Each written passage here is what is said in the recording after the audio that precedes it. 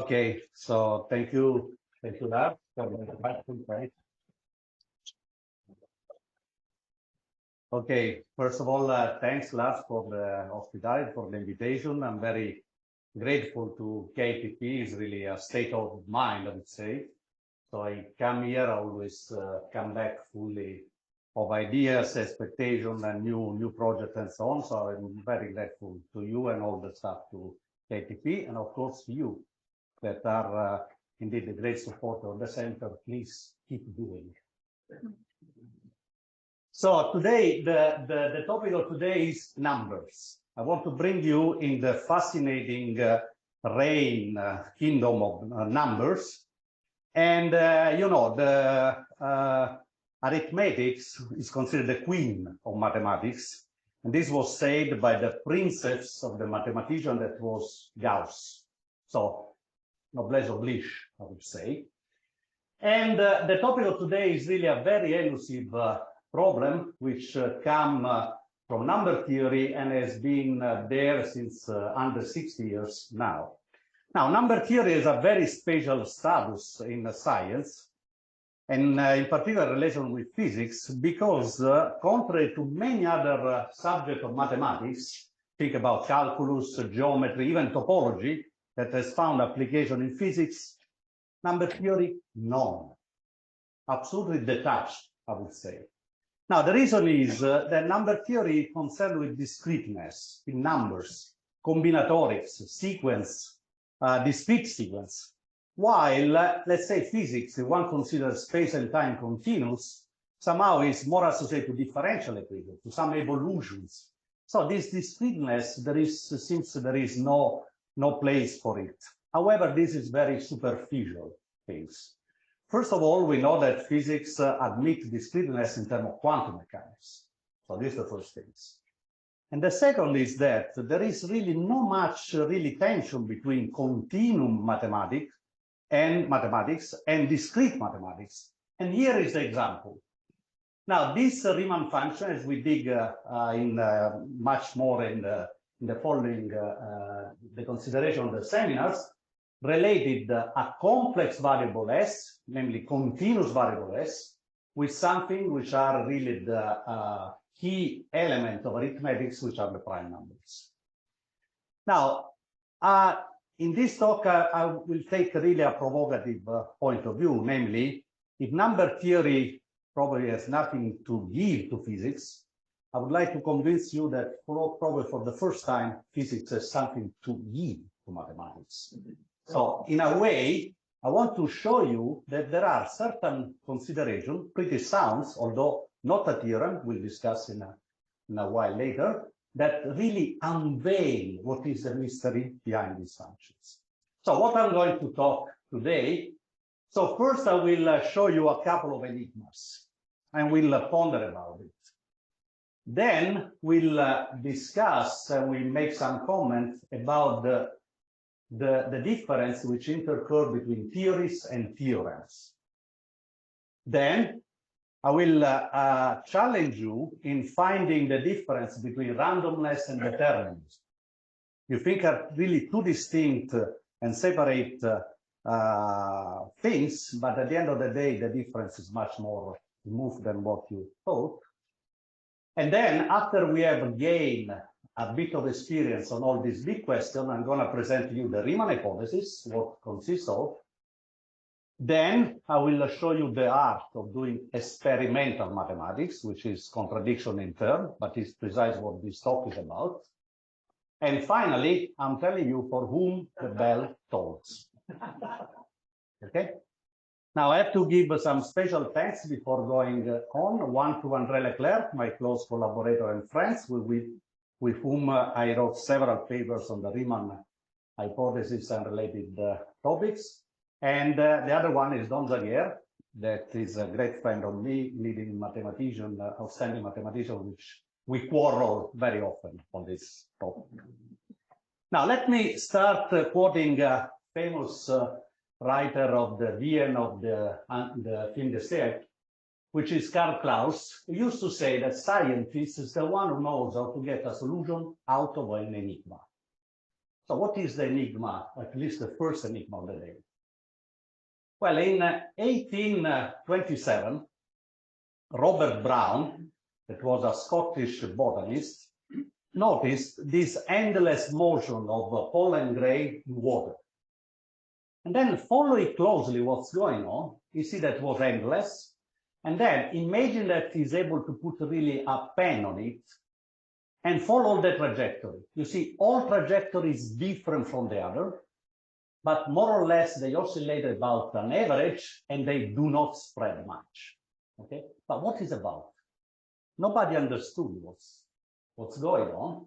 So we have to wait almost a century, namely 1905, and we have to wait the most famous patent clerk of history, Albert Einstein, who understood that this infinitesimal endless motion is nothing else than the proof that people like Boltzmann, like many others, were looking for years that atoms exist. Matter is made by atoms. So you see, you should have really the eyes of Einstein to understand these things.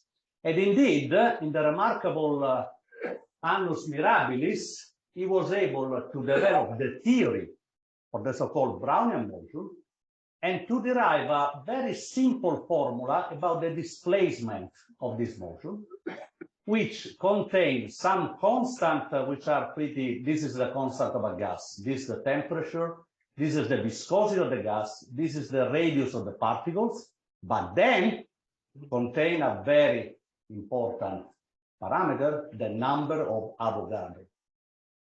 So the point is, if you are able to measure this, you have direct access to the number of atoms that is in the water in that case. Now, say differently, the Brownian motion consists of a motion which doesn't spread much. Please pay attention to these exponents 1/2. It's crucial in all the story. It's 1/2 and not 1/2 plus epsilon. It's 1/2. Solid. You cannot move it. This is the number associated to the Brownian motion. Now, years later, Jean Perrin, French physicist, made the experiment, indeed measure all this trajectory and extract the first determination of Avogadro numbers. And he got the Nobel Prize 1926. Okay. Now, let's go now to Göttingen, 1859. So we have to make a little step back from Einstein. Göttingen, you know, is a very famous university place in Germany. Long history behind, a long history of mathematics and physics. Now imagine that you are there and then you had the chance to meet Professor Riemann. Professor Riemann was a very shy person, but imagine you get friendly with him. And then he said in a very whispered voice that he has found a marvelous function in the complex plane which displays an incredible regularity. All its zeros are along the line of coordinate real part of S. So if you want the displacement from the origin equal 1/2. So it's like a little Tom that walking in the wood of complex analysis, which is this complex wood, just drop his stone and the stone align miraculously all along this line. No one displaced by that. Now you start to say, what the hell? What's going on here? Why? What is? So you have not even the time to understand what's going on. That imagine you had the chance to talk to Dirichlet. Dirichlet was the teacher of Riemann and went to Göttingen as well to take the chair of Gauss. And Dirichlet told you, listen, I found another function, completely different from the one of Riemann you just learned, that also this function has the zeros on the line 1/2.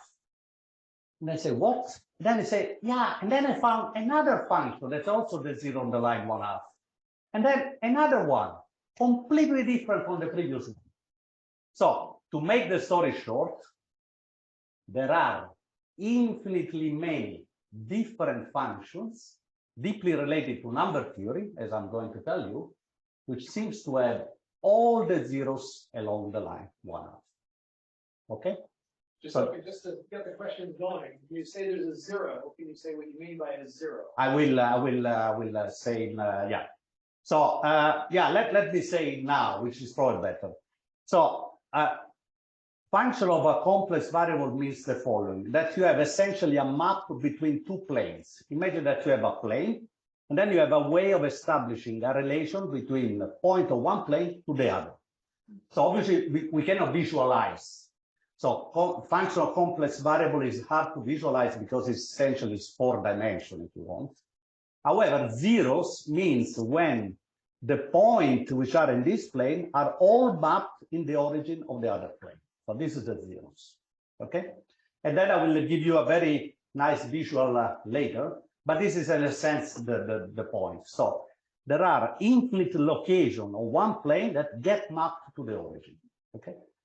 Now, as I said, the fact that infinitely many functions has this property goes under the name of generalized Riemann hypothesis. Now, there is no explanation in mathematics why this function share this property. No explanation in mathematics. I'm going to show you that physics can provide a very easy, simple in the sense universal, elegant way of understanding why this infinitely many class of function is exactly the zero there. And the reason, as I'm going to argue, is that each of these functions is associated to one of the many different Brownian trajectories I showed you in the first slides, each of them different from the others. However, all of them share the properties that their envelope, their growing, is universal, dictated by these exponents. Okay? I'm going to argue, I have to put together these two things.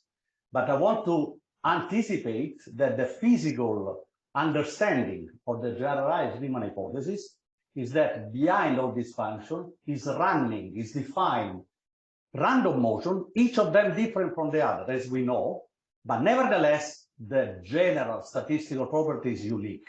They grow like 1 half. Of course, I have to relate this 1 half with this 1 half. This is what I'm going to do in my arguing. Okay? So, say differently, behind all this function, there is the so-called Gaussian curve that you know is the generalized curve that rules any kind of statistics of independent event. For instance, if you start making an histogram on the height of persons, of population, you find this kind of Gauss distribution. If you make a distribution, say, of the size of the shoes, well, if you put properly, at the end of the day, this universal form is going to show up. So this is the universal curve behind all kind of this random motion. It's universal. Means it's completely independent from the representative, but capture just the general coarse-grained property. Okay, for the expert, one should expect, though, in making the argument, that there might be some logarithmic correction, which is really very, very mild term, which nevertheless never spoil this line. Now, let me give you a glimpse what are behind this function, and then I will elaborate more before. I anticipate that this talk is about numbers and counting of numbers.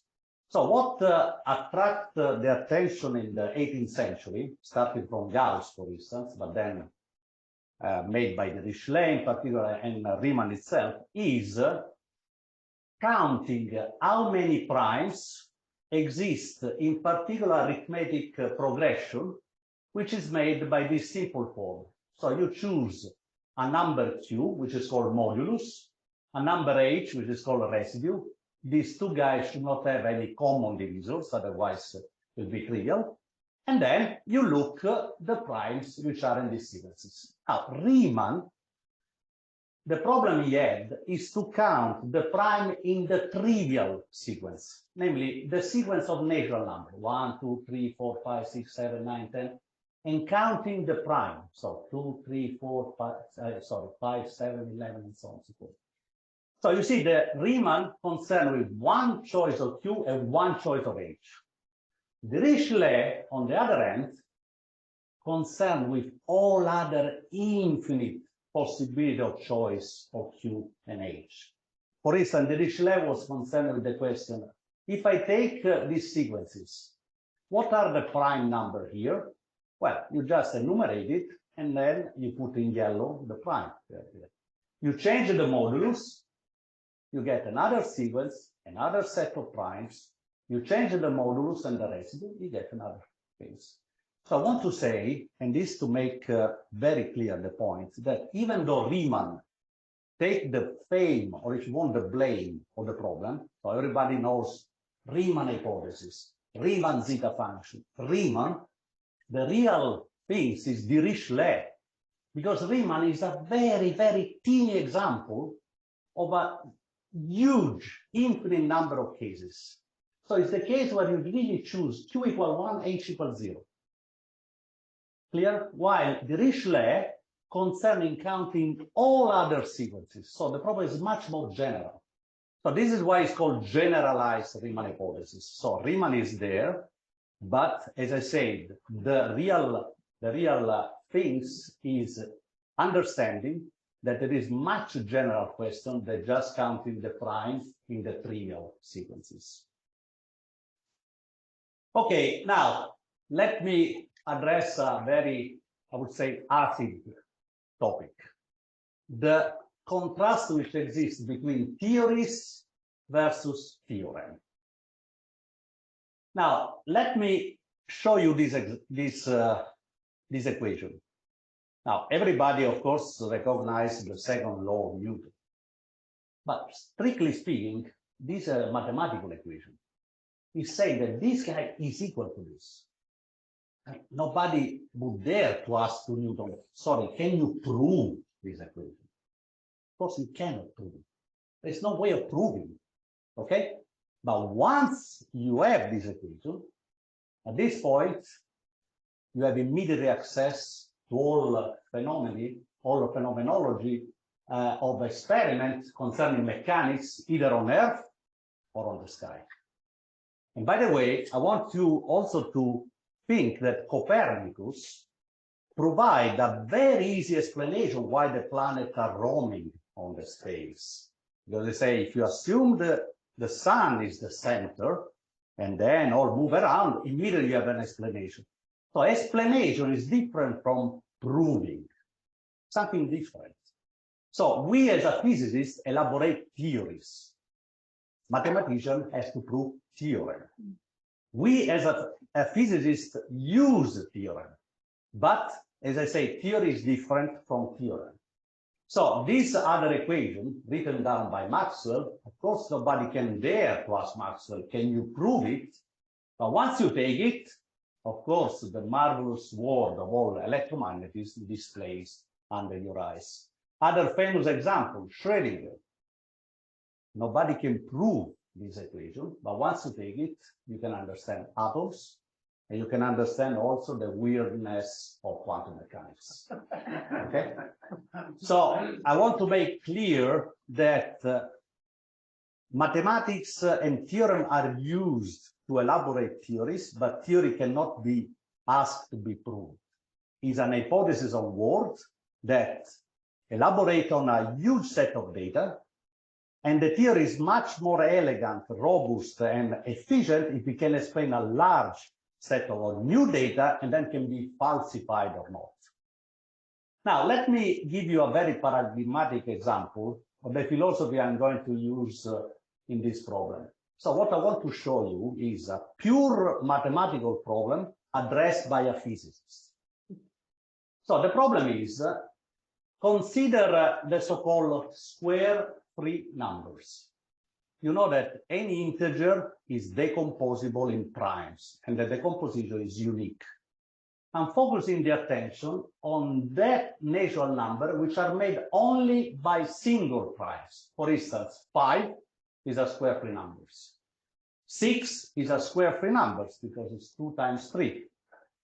30, once again, square-free numbers, while 9 is not are square free numbers because 3 is repeated twice, as well as 12 is not as well as free numbers, square free numbers because 2 is repeated twice. Now, that being said, I'm going to ask the following question. What is the density of square free numbers among the integers?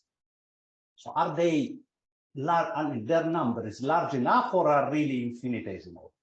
So let me show you how a physicist will argue on this problem. A physicist will say, assuming there are no correlation between prime numbers, which first approximation looks okay, 1 over p is a prime, is the probability that a number is divisible by the prime p. If you think the statement is very simple. Each 7 numbers, 1 is divisible by 7, for sure. Each of 13 numbers, 1 is divisible by 13. So instead of making deterministic things, I'm doing probabilistic. Assuming that, of course, 1 over p squared is the probability that a number is divisible twice by the same prime. And therefore, 1 minus 1 over p squared, the probability that a number is not divisible by the prime more than 1. So at this point, I say this probability has to be this. Now, this is a theory. This part of things is a theory. This is a theorem because this product is exactly the zeta function L2. This is a theorem because this one is equal to 6 over pi squared. And then at the end, you get this number. Now, out of very, you might consider cavalier assumption, at the end of the day, I get a number. I got a number. And so as a physicist, I can check. Simple. What I do, I take the sequence of integers, and then I just start counting. I just erase all the square free numbers and see how many there are. Simple as this. So once I've done this, you plot it. And this is the curve. And you see, asymptotically, 6 over pi squared. Okay? Simple as this. Of course, it's not exact. At the beginning, you start having a lot of things because prime are much denser at the very beginning. But asymptotically, you get quite stunning results. Now, let me now bring you on this issue, randomness versus determinism. Now, I could argue in many, many different ways. And I will start once again from number theory, which is usually considered a field ruled by military rule. So 2 times 2 is 4. There is no ambiguity. So since randomness should play no role, I would like to convince you otherwise. So let me take a significant example. There are many, but this will. So I'm going to tell you some arithmetic tales from the world of pi. Pi, the famous pi 3.4, blah, blah, blah. So let me tell you about law and disorder in pi. Now, pi is a number that in mathematics has marvelous, stunning, beautiful formula with incredible regularity. I'm pretty sure that you know what is going to be here. Okay? Now, this formula has been elaborated, in particular by Ramanujan, has found incredibly beautiful formula of pi. Other remarkable formula of pi of great regularity is this one. So I'm pretty sure you know what is going to be here. Okay? So you say, well, I mean, pi is the most regular number in the story. Now, let me play a different role. Let me express pi in decimal. You can do also different bases if you want, but let's be simple. So these are the digits of pi. And then I ask different questions. I say, sorry, how many times the 1 is going to appear in this expansion of pi? How many times 2 is going to appear? 9, 5. So I'm going to count them. So if you count blindly, so here I count in power, 10 to the d, and here are the digits, you observe that are essentially equally distributed. So if you plot in an histogram, the 9 digit and 0, the 10 digit, are equally distributed, essentially the same. Now you say, well, what about if I start picking the digit of pi randomly? So you go to pi, and then you start picking the really random the digit as you like. And once you collect it, you do the histogram. So what you get? Flat distribution. You can start doing in periods. You collect what you get, flat distributions. So what I want to say is that we can be more precise about this. No doubt that the average of all these digits is 4.5, because it's the average 1 to 1. So what I'm going to do is take the arbitrary sequence of pi and making block of this number with n really large. I mean, you can vary as much as you want, and take the average of this. So you construct this function, which are going to tell you how much the things are displaced by the average. So how this guy is distributed? Well, it's enough to make very, very few examples to convince yourself they are distributed Gaussian. As the random walk at the beginning. So there are no regularity whatsoever, completely chaotic. Okay? So there are no regularity behind pi concerning that question. Okay? So this is my point. The border between randomness and determinism is very, very blurred.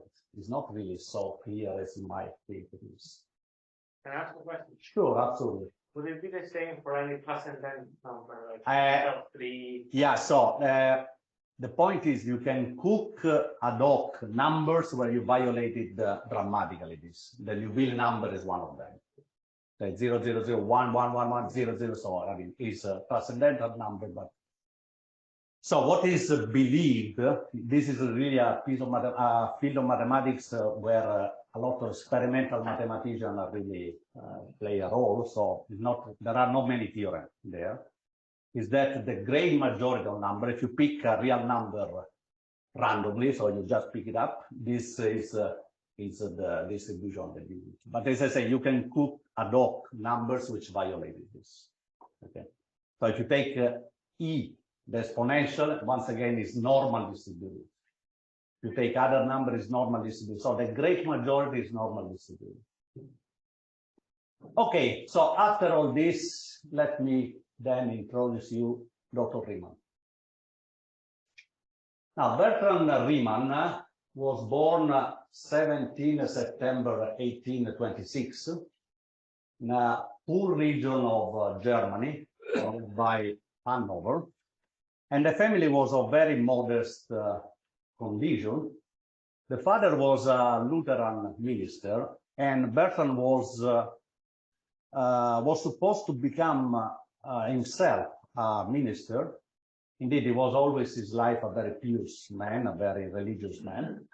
And he went to Göttingen to join the theology faculty. But in Göttingen, there was Gauss. They met. And Riemann was very impressed by Gauss, even though he was very old at that time. Lived out theology and make mathematics. Probably are the same, but different in different language, I would say. So at this point, Riemann joined mathematics and become very much interested in making a PhD, let's say a doctoral thesis with Gauss. What he did? Complex analysis. He developed entirely complex analysis in this PhD thesis. And Gauss said extraordinary work for him, words that has never, or no one else has found before. From Göttingen, he went to Berlin to study with Dirichlet, Jacobi, because Berlin was at that time a very, very rich environment. But in 1857, came back to Göttingen as a professor, and 1859 was his annus mirabilis, because he got professorship, full professorship, before it was Liber, and then was elected member of the Academy of Science in Berlin. And that occasion, he has to produce a manuscript. And this is the first page of the manuscript, okay? And the mathematics has never been the same since this paper. Because this paper posed the basis of what is called analytic number theory. And when there is formulated the famous Riemann hypothesis, is a page 6, is a paper 6 pages long. And the third pages, you find these sentences. It says it's very probable that they are all along this line. Of course, it would be desirable to have a rigorous proof of this, but for what I'm concerned here is not important.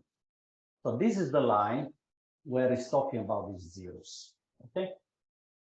So Riemann hypothesis is regarded as one of the most important problem mathematics in the last 160 years. Of course, you can object, say, well, but there is Fermat theorem. There are many other problem mathematics which are famous. Famous does not mean importance. Namely, Fermat theorem has been very important and ensure immortality to Andrew Wiles for proving it, but in itself is sterile result. So if you know the validity or not of this equation, doesn't change anything in the realm of mathematics. A lot of beautiful mathematics has been developed to prove this, but in itself is a statement which has no much consequences. Different story for the Riemann, because many theorems of mathematics start assuming the Riemann hypothesis then. And indeed, there is a lot of impact in understanding the distribution of the prime, the growth of some arithmetic function, connection with random matrices, quantum chaos, and so on and so forth. So it's a huge impact on mathematics. There are, of course, beautiful professional books on that. I'm just flashing a couple of them, as well as very popular books that I think I'm pretty sure you will enjoy reading, because indeed this discuss many stories behind. So I told you that this talk is about numbers, in particular primes number. Now, prime numbers are like atoms in arithmetics, because all other integer you can decompose in it. However, there is no closed formula for the prime. If you want to know what is the 100th prime, you have to count. There is no way of getting there. So the Eratosthenes sieve, here shown in a graphical way, is like you take all the natural numbers you put on a slope, and then the prime are those which are able to go till the end. So imagine 2 is one of the prime. At this point, I put whole on the second position all over twice the jump, so that 4 immediately fall in the hole and no longer can go on. Okay? So in this way, to identify the prime, you have really to pass through one by one and say, yes, you are a prime. Let me put aside. Okay? Now, prime are endless source of wonders. So let me show you an easy manifestation of this. Imagine you take the natural numbers and you put them in a spiral lattice, okay? And then you start put a white square on all the primes, okay? And you do this, and then you wonder, at the end, what will be the distribution of these things? Now, this problem, by the way, was invented by Ulam during a very boring academic meeting. So just to start doing these things, and then you can get, obviously, what you can get on a page. When you go back to the office, he displays on large scale, look what happens. So here I display probably 40,000. It looks like Los Angeles by night. This is a number town. look, all the prime are along boulevards. You see? So they are not random. There is some order behind. So indeed, if you land Los Angeles by night, this is what it's about. Next time that happens, please think about this. Okay? So there is really a lot of wonders behind primes. And in particular, about the counting. So the counting is a problem that has fascinated many mathematicians in the 18th century. And the point is you denote it by pi of x, unfortunately it's an accident, it's not the same pi I was talking before, as that function will jump by 1 each time that I encounter a prime. You see, for instance, here is 11, of course, has jumped by, 29 has jumped by 1. This is the 11th prime number. Now, in itself is a function which has jumps, so it's like a stair. But of course, it depends on the question of scale, how far I'm going to look these functions. So if I enlarge the scale, it looks smoother. If I enlarge enormously, it's like a continuous function. And so at this point, Gauss, 15 years old, was wondering, can I estimate this function? And he did. He said, this function and the first approximation is given by this very simple expression, x over log x, which more refined you can express in terms of so-called logarithmic integral. Now, how good is this approximation by Gauss? Once again, we can make a check, we can make an experiment. So this is the actual counting of the primes as far as I go in there. And here is the error between the two functions. Now, you see, visually, you understand that the mistake, the error that Gauss are doing is square root of the things. Because here, if you have, say, 16 digits, here you are going to have the square root of it. So it just goes, indeed, with the square root of the number. So the question that Riemann at this point raised was, can I do something better than Gauss? So this is where he takes back an identity worked out by Leonhard Euler in the one century before him, and is this function, the so-called, now it's called Riemann zeta function, but as a matter of fact it was Euler, that linked a sum on the integer to a product on the primes. And the identity of this is very simple, knowing a little bit of mathematics, because one can develop this binomial in infinite power. And when you do this infinite product, the generic term is primes with certain power. But since there is unique decomposition on any prime, any of them correspond to an integer, which is exactly what is written here. Okay? So this is the beautiful identity that Riemann was using, saying, if I can control this function, then I should be able to know something on the primes. Now, this function, of course, has a singularity. I was telling you that mapping the complex plane is just making in correspondence points of the two planes, but this point might have singularity, might be not well defined. So this series in particular is only defined if I'm on this part of the plane. And then here I diverge, because the sum of 1 plus 1/2 plus 1/3 plus 1/4 is known to diverge. So the point is how I can, so here the function is defined, how I can define the function here.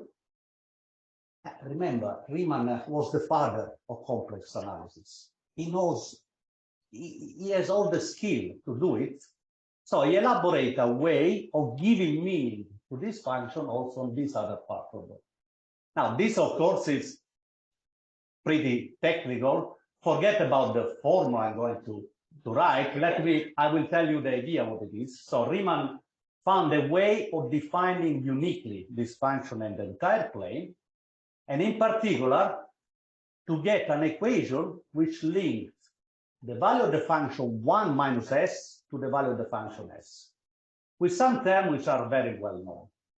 So this formula allows him to conclude that these functions has in the complex plane a series of zeros which are certain. Certain in the sense is under your eyes.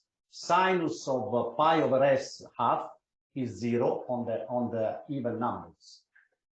And on the other hand, he conjectured there must be an infinite number of zeros along this line in this which is called critical strip between 0 and 1. Why infinite and why on this line? Because his equation told him that the zeros are dual. So if one zero is there, another one should be there. If someone is there, another one should be there. So the simplest solution is that they are all aligned. But it's not necessary. It's a question of beauty, but not necessary. And moreover, he knows that there are infinite number of zeros, because he was able to compute the number of zeros in any rectangular height t. And you see they grows. Now, this problem of the zeros has really obsessed a lot of people.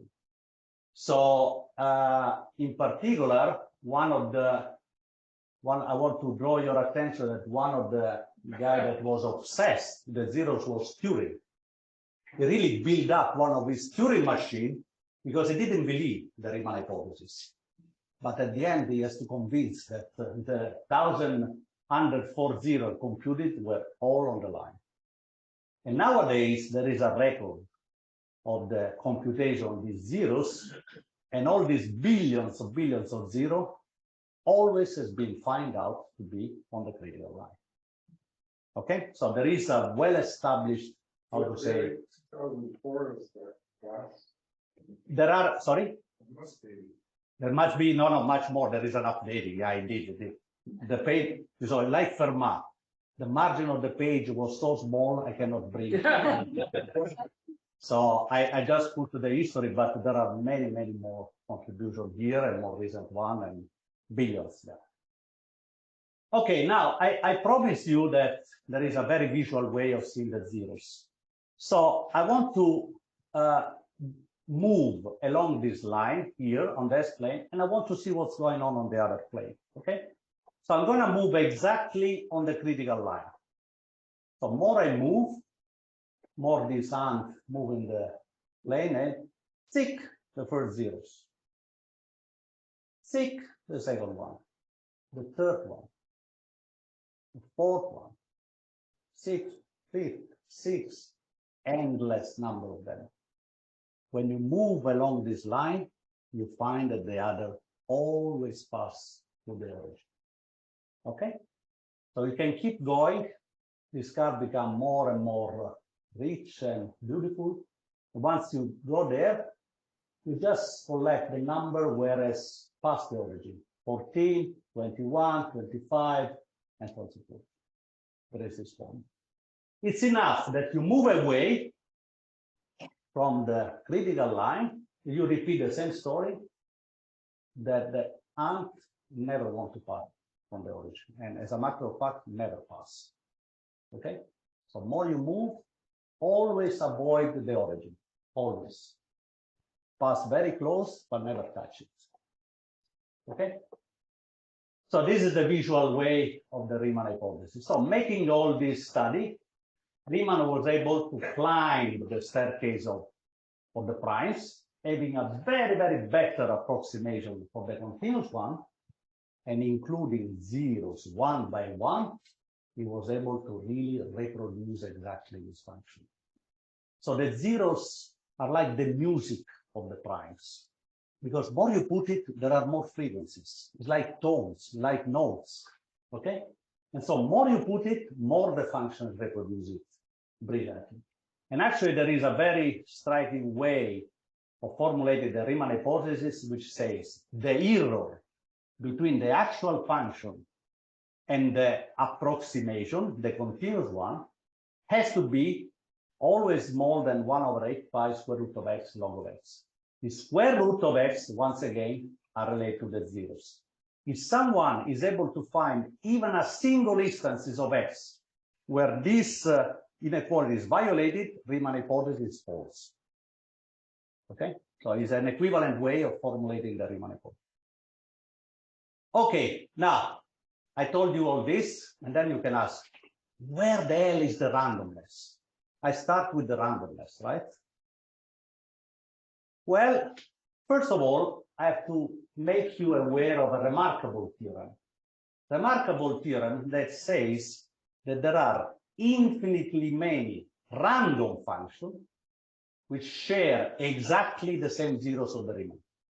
Infinitely many, random. Now, the proof is very simple, knowing calculus, but it's enough that you construct a function made of integer which somehow respect these inequalities. Now, the first time I saw this theorem, I said, no, it's impossible. Come on, how the hell can it be? So what I did, I'm like St. Thomas. I put my finger. So I computed this function. I computed the things, and I check. So this is the result, one of the results. Here I'm plotting the modulus as a matter of fact of the Dirichlet functions. And here I'm plotting these crazy functions. They are completely different from the actual one, but look, the zeros. I mean, imagine that this one I approximate with 500 terms. More terms I put, more I get closer. But in this way, you can immediately see that there are many, many different functions which are crazy along the way, but the zeros are the same. And the more refined way to see the randomness is to take the inverse of the Riemann function. Taking the inverse of a product is very simple. You have this one, and when you start develop, look what kind of series you get. You see, the term of this series are made precisely by the square free number I was telling you before. Because there is no way you can get 1/2 twice. There is only one place here. 1/3 only one places. So when you develop, you get 2 times 3, 2 times 5, and so on. And what is the sign? The sign is exactly how many primes are making the natural numbers. So when I write this inverse of zeta function in this way, and then this is a theorem, once again, I can always write a series in terms of an integral. Integral is much better to control. And this function is just the sum of these coefficients. Now, what is these coefficients? These coefficients are made of minus, plus, plus, minus, minus, plus, plus, plus, plus, in a completely random way. Because you see, integer has two structures, the multiplicative structure and the additive one. Now, if you add 1 to a number, you can pass from a very composite number to a prime, or vice versa. So the two structures are completely randomized. There's nothing to do one with the other, essentially. So how this function behave when you start plotting? Exactly like a random. Okay? So the key idea is to prove that this is the case. I don't want to bother now you with the mathematics, but it's enough to show that this function, the sum of this coefficient, goes exactly like square root of x, that at this point you immediately understand why the Riemann hypothesis. Okay? So this is in a sense the things. You can ask, where is then the randomness of the Dirichlet function, the other one? This is the story is very interesting. Remember, Dirichlet is making arithmetic like our watch. Our watch is modulus 12. After we pass 12, we start counting again. Okay? So you choose a modulus, 7, and you just count the number with the residue. So if you divide any number by 7, so divide 10 by 7, the residue is 3. 11 is 4, 5. So on the integers, the residue are absolutely boring. 1, 2, 3, 5, 6, 0. 1, 2, 3, 5, 6, 0. So absolute regularity. But what happens if you ask on the prime? Now, if you start doing on the prime, so you are superimposing the prime on the natural numbers, the sequence of residue are completely random. You are unable to predict easily what will be the next one. So if I show you on a large scale this residue, it's like throwing a dice completely, a dice of two phases. You have no way of understanding this residue. Okay? So this is where the randomness of the Dirichlet is coming. And so, elaborating on this, I'm not going to give you the details. I arrive to conclude that all these functions indeed behave like a random walk with some logarithmic correction. So this is just probability theory. And indeed, if you plot all the Dirichlet, you get exactly representative of the random motion. They are really indistinguishable from a random motion. So the point is, can I check this? Or better, all the previous considerations lead to conclude that all these functions should grow like this. But can I check or disprove it better? Can I falsify such conclusions? So at this point, what is the problem you have under your hands? The problem is, imagine you start receiving a signal from the space made of 0, 1, like PV, PV, Z, PV, PV, PV. So you want to know if something random or someone is sending you a message. Imagine that you have endless stream of this one, but you want to understand if it's a random or there is something behind. Well, what you can do, given the signal, you can start sampling it. So you take this and you start sampling in all possible ways. You can chop it in all possible ways, okay? With the idea that you consider a slice of the signal, you make the sum of your variables, and then if the original series is random, grows like a random walk, all a subset should go like square root of n. Okay? And consider that you have infinitely many ways you can do this. So you can start probing this. So what I did in the last 3 years, obsessively each night, running tests, statistical tests, made by big name of computer science, like Donald Knuth or other people that have elaborated sophisticated method to spot if a sequence of 0, 1 is random or contain correlations.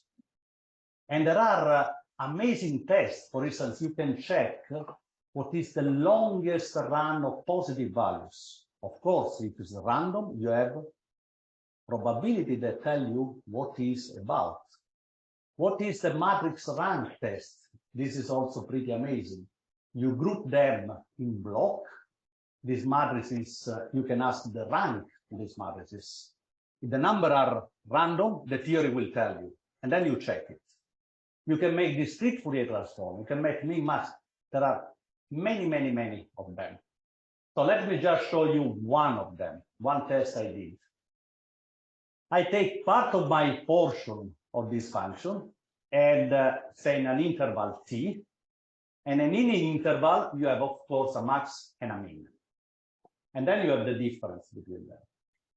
Now, if you assume that the number, this path is made of a random, theory will tell you immediately what is the probability of having some given t min. So there is a well-known formula. This made by text of probability. For instance, James is one famous text. At this point, I go along my sequences many, many, many times, millions of times, and I check how good is this test versus my sequence. So you have statistical way of checking this, in particular what is called chi-square, the attendability of the value you get on this chi-square. But probably what you want to know is how are you sure that this function really fit your data, this is my confidence. 99.99%. Okay? Made millions of times on the entire sequence up to 10 to the 20. More stringent test is the distribution of the difference, which is really a very, very complicated function. So once again, you repeat the things, and the confidence of this attendability is amazingly high. And this has been true for the many, many different tests I run millions of times on the entire sequence of things. So if I plot directly my function, beautiful Gaussian. So this is for whom the bell tolls. Beautiful functions with statistical tests which are really extraordinary. Okay? So, in conclusions, there are many infinite functions which, as the Riemann, which bring the blends and the fade, share all the zeros along the line 1R.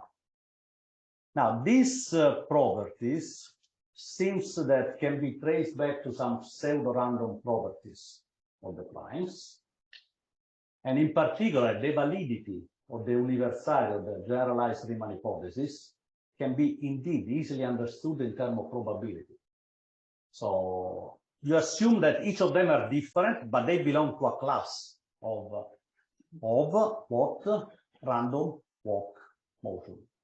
So at the end of the day, the generalized Riemann hypothesis, at least in the eyes of a physicist, looks to be nothing else than a random walk. Thank you very much.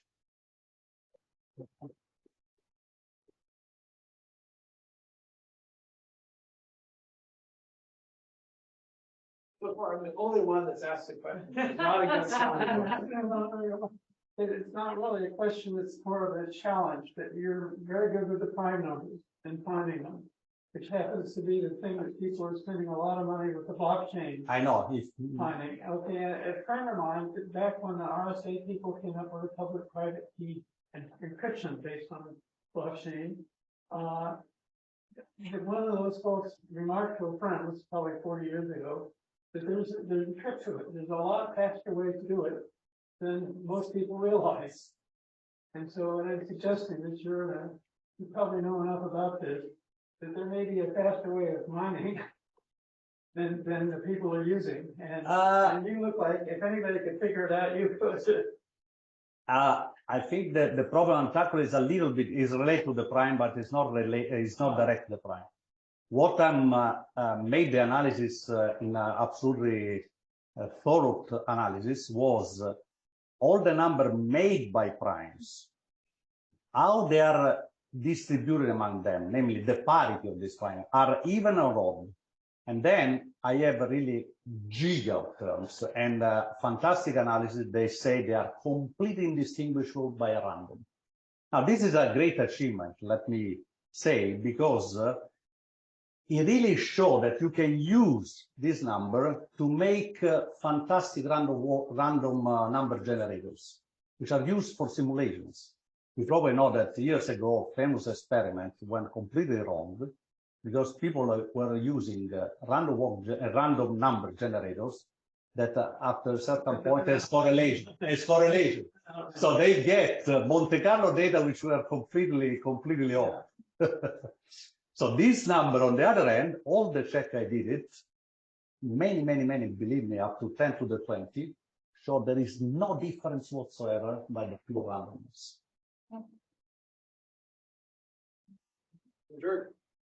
Can you tell me the difference between theory and conjecture?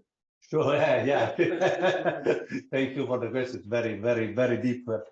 So conjecture is to say, you make a bold prediction, you put your reputation on the table, say, according to me, it has to be like this, which of course also theory in a sense is like this. However, the theory is, first of all, well, also the conjecture, I have to say, a very solid set of experimental data to start with. Newton had a lot of data to start with, the motion of the planet. However, conjecture refer to just one statement. I don't know. The Riemann hypothesis false or true is a conjecture. I think that is true. Theory has the pretension, that has the ambition to be omnicomprehensive of a set of phenomena. So you want to know, for instance, all the electromagnetic phenomena, and not just how a single wire behave. Okay. So theory indeed is as much as beautiful, elegant, and so on, as much can explain many, many different things harmoniously and predict new things that you can check and falsify, eventually falsify. Conjecture from this point of view looks really a mini theory, how to say, an example of a statement concerning one specific examples. Okay, but you're right. I mean, the border between the two, of course, is question of breadth. Namely, one can have an entire conjecture on physics, I think, very close here with us. So this is the border between conjecture and theory is really much more not so sharp, to say. But in general, conjecture refers to very specific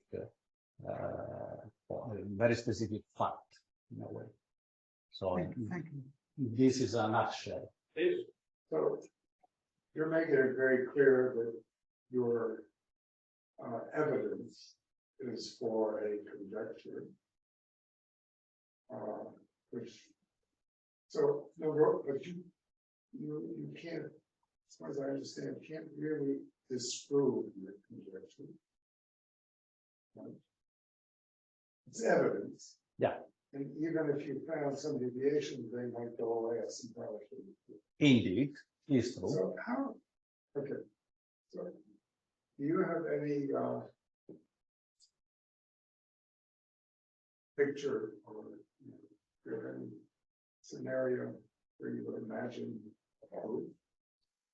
Okay, well, okay, proof, first of all, is a word that has a sociological connotative. Well, that's What is something for a mathematician is a theorem. What is for a physicist is a heuristic. Yeah. I need a theorem. Well, the only thing I can offer is probabilistic theorem. No, that's not going to do it. You know that. We agree. Yeah, I will agree. Not just that, but you've been in this, really immersed yourself in all aspects of the conjecture and the attempts to prove it. So where is the biggest hope? Okay, I can tell you two things that might provide, to say, a little progress. The first is one aspect I didn't have time to make in this seminar is that the reason why I think these functions are probabilistic and go square root of n is related to Poisson distribution of divisor of a number. Namely, if you make a statistics distribution of integers and you ask how many primes are you made of? Well, there are certain numbers that are made by 3, 5, 6. You can histogram them. And turns out to be a beautiful Poissonian. You can compute the variance and so on. Now, this, let me say, experimentally. Now, if someone already can prove this in a full glory, this is already a step forward. Because then there is a theorem of probability that says some variable is distributed in this way, then is Gaussian. And so is what I'm saying, which are. The second thing is, I've been done analysis up to 10 to the 20, which is a big number, but it's not infinity. However, I have very serious reason to think and to prove, to argue, that going larger, things can only go better, not worse, better. Because primes has a lot of dirty things on a small scale. But more you go higher and higher, all the things we know about them is that they become really very, very nicely described by the statistical field. So I have expected, and actually I show, because in my analysis, I did also what in physics is refined technique, which is called finite size scaling. Means you know that your system is finite, and you want to control what happens if you increase this. And there is a theory behind. I check perfectly. And so this theory predicts that if I go to larger volume, this finite size effect is going to be completely negligible, and I should find better and better confirmation of this result. Let me add the last thing, which is even crucial. The problem I have is not that, you know, when you play darts, so you say, what is the probability that you hit the center? 0. Yeah, but you can never exclude that you do it, you hit precisely the center. My problem is not this. My problem is how behave an infinite sum. A sum is rigid, it's like a trunk. You cannot move much. It's not that you expect an incredible event. You have to move an entire infinite set of numbers to behave differently. So it's a rigidity, it's a stiffness. And this is what makes the things more and more convincing, I would say. Final question. I get that, you know, by experimentation with a lot of computer power and whatever, we can take a lot of this data and extract conclusions or from it. And of course, the more data you get, and it supports more strongly the conclusions that you have, and it's then, I would guess, verbalized as a conjecture or a theory or an unproved theorem that regardless of how many samples you take, you will always your conjecture will always be true, or you will never find a counterexample. Are there any famous cases where everybody was convinced that something was true based on, let's call it experimental mathematics, yeah, and some guy like 18 and a half years old says, hey, wait a minute, and then pulls out of a hat saying, actually, if you go up 10 to the 20th is not enough. You have to go to 10 to the Googleplex. There you go. Absolutely. Yeah, you hit a very, very critical point. Indeed, there are famous examples precisely in number theory. One famous example is that the formula of Gauss I show you seems always to be larger than the actual count, or less, I don't remember. But in any case, the difference is always one sign. So it was believed that they always goes like this, until there was a student that discovered that if you go to 10 to the 10 to the 10, whatever, this function change sign, and actually change sign infinitely many times, okay? Fine, but then there is a theory behind that was Riemann. So after it was understood what's going on, indeed, the difference between this change sign infinitely many times, this is what I call the music of the prime. So what I want to say is that data, bare data in itself, in themselves, doesn't mean anything. You can see something, you can see something else. The point is, when you start having theory, at least a way of interpreting, and a way of look the data in a certain way, which somehow guide your research. So, of course, I do not have any proof. Let me be clear. I have a set of arguments which in the nutshell explain simple why infinitely many functions completely independent one of the other, all of them has the line there. I mean, you should tell me a very simple, a simplest explanation of this. This provided is very elegant and universal. I can check better. The word check is a bad word. I can try to falsify my theory and never find a counterexample, no matter how I did it. So this means up to now, this is the best way to say, up to now, I can say that I have a theory which somehow give reasons of this mysterious property of infinitely many functions and provide a simple explanation for it. And has never been contradicted by any data, no matter how sophisticated I push the data. All right, thank you, Giuseppe.